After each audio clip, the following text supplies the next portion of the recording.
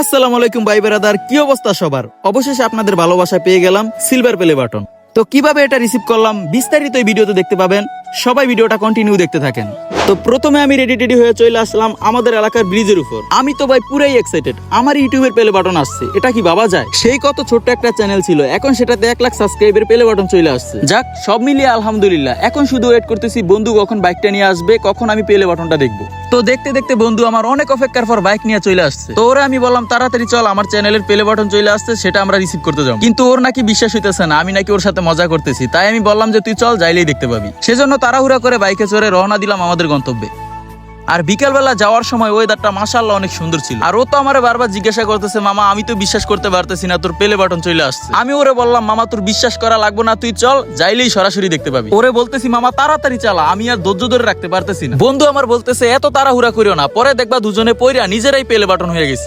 না, আমি আবার বললাম, বন্ধু একটু আস্তে আস্তে চালা, আমার আবার একটু বিয়ে করার শখ, আমি বিয়ে না করে মরতে চাই না, আমি বিয়ে করেই মরতে চাই। কথা বলতে বলতে আমরা চলে আসলাম বাজারে। কিন্তু বাজারে কোন মাথা যে সুন্দরবন কুরিয়ার সার্ভিসটা সেটাই আউলাই ফেলছে। এখন কি করা যায়? তাই গাড়ি থেকে নামলাম, ভাবলাম একটা কল দেই, কিন্তু কল দিয়ে দেখি যে মোবাইল বন্ধ। তাই উপায় না পেয়ে এক বাইকে জিজ্ঞাসা করলাম, ভাই সুন্দরবন কুরিয়ার সার্ভিসটা কোন দিকে? উনি আমাদেরকে বলতেছে সুন্দরবন কুরিয়ার সার্ভিসটা নাকি বাজারের একদম উত্তর মাথায়। যদিও আমরা এটা জানতাম, কিন্তু আমাকে কল করে বলা হয়েছে বাজারের পূব মাথায় আসতে। এদিকে বন্ধু আমার তাদের সাথে যোগাযোগ করার চেষ্টা করতেছে। তাদের সাথে যোগাযোগ করার পর তারা বললো বাজারের উত্তর মাথায় আসতে। তাই কোনো সময় নষ্ট না করে তাড়াহুড়ো করে রওনা দিলাম সেখানে। তাই যেখান দিয়ে আমরা তাড়াতাড়ি যেতে পারবো চিপা চাপা দিয়ে সেখানেই আমরা ঢুকলাম। ফাইনালি দূর থেকে দেখতে পেলাম সুন্দরবন কুরিয়ার সার্ভিসের গাড়ি দেখা যাইতেছে। বাইরে ভাই এত কাছে, অথচ আমরা চিনতেই পারলাম না। এত কথা বলার সময় নাই, আমি খুব এক্সাইটেড। তাই গাড়ি থেকে নাইমা তাড়াহুড়া করে চলে গেলাম ঘরের ভিতরে, ডাইরেক্ট অ্যাকশন। তাই কোনো দেরি না করে তাড়াতাড়ি করে চলে গেলাম কাউন্টারে। তারা আমাকে বলতেছে আমার মোবাইলে আসা মেসেজটা তাদেরকে দেখানোর জন্য। আমি একটু খোঁজাখুঁজি করে মেসেজটা দেখাতে যাব, অমনি তারা বলতেছে তাদের এখানে নাকি ভিডিও করা নিষেধ। বাইরে ভাই এটা কেমন কথা? ভিডিও করলে হামরি কি এমন সমস্যা, আমি সেটাই বুঝলাম না। যাই হোক, যেভাবে হোক ভিডিও তো আমাকে করতেই হবে। তাই ভিতরে গিয়ে তাদের সাথে অনেকক্ষণ কথা বলে ভিডিও করার অনুমতি নিলাম। এখন তারা আমার সবকিছু চেক করতেছে। যদি সবকিছু ঠিকঠাক থাকে তাহলে আমি পেয়ে যাবো আমার সেই কাঙ্ক্ষিত প্লে বাটনটি। আমি তো প্লে বাটনটা দেখার জন্য পুরাই এক্সাইটেড হয়ে আছি, কোন সময় দেখতে পাবো। তাই ফাঁকে একটু ভিডিও করতেছিলাম। এই তো দেখতে দেখতে আমার সেই কাঙ্ক্ষিত প্লে বাটনটি তারা আমার সামনে নিয়ে আসলো। আমি আবার নাম্বারটা মিলিয়ে দেখলাম সবকিছু ঠিকঠাক আছে কিনা। দেখলাম সবকিছু ঠিকঠাক।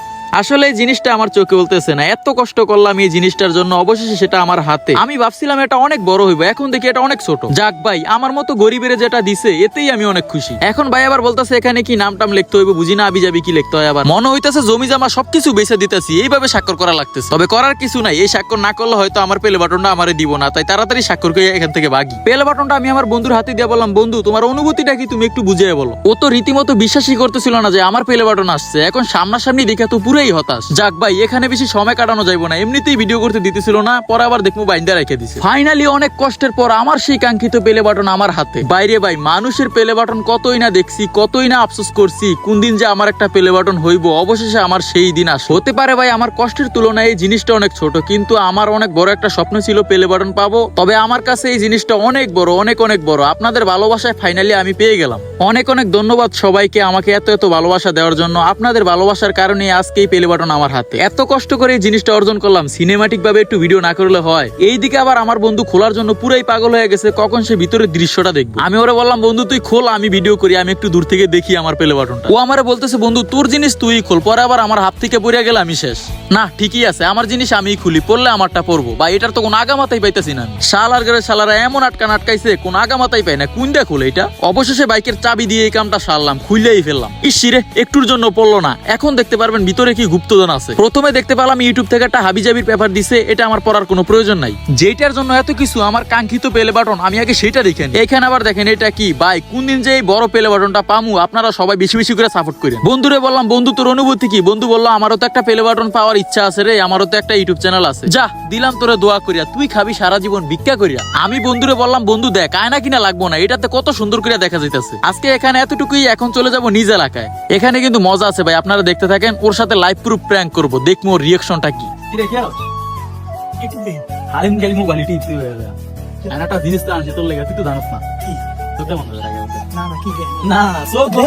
চোখ বন্ধ করতে, চোখ বন্ধ করে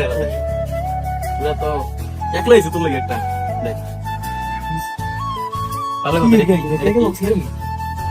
আপনারা যারা আমাদের ফানি ভিডিওগুলো দেখছেন তারা অবশ্যই ওকে চিনছেন।